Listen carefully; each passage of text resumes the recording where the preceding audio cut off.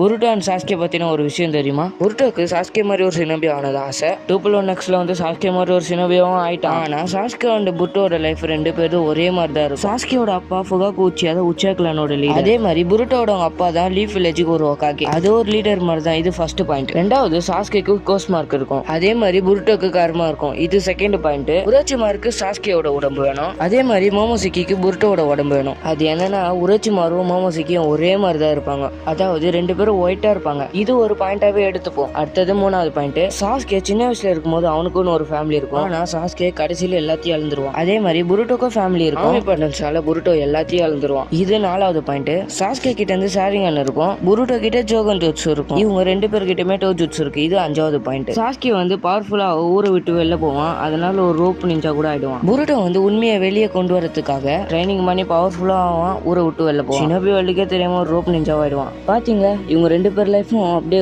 ஒரே மாதிரி தான் இருக்கு.